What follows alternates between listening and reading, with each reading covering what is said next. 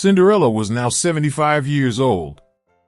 After a fulfilling life with the now passed-away prince, she sat happily upon a rocking chair, watching the world go by from her front porch, with a cat named Alan for companionship.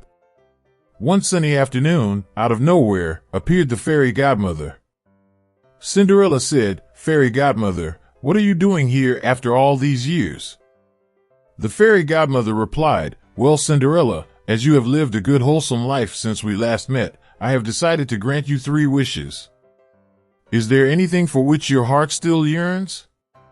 Cinderella was overjoyed, and after some thoughtful consideration, almost under her breath, she uttered her first wish. "I wish I was wealthy beyond comprehension." Instantly, her rocking chair was turned into solid gold. Cinderella was stunned. Alan, her old faithful cat, jumped off her lap and scampered to the edge of the porch, quivering with fear. Cinderella said, "Oh, thank you, fairy godmother."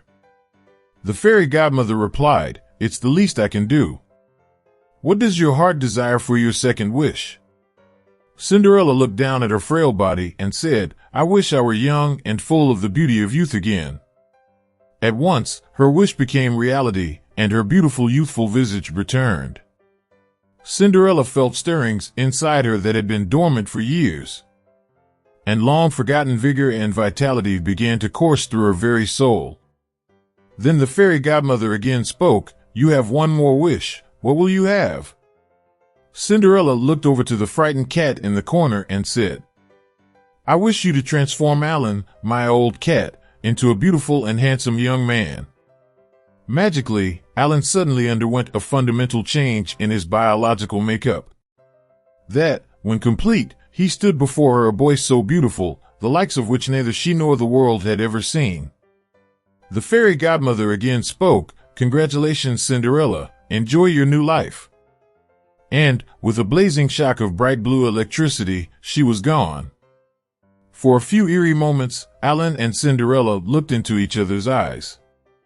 Cinderella sat, breathless, gazing at the most stunningly perfect boy she had ever seen.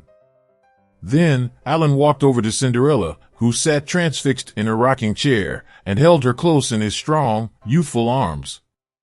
He leaned in close to her ear, whispered, blowing her golden hair with his warm breath, "I bet you regret having me neutered now, don't you?"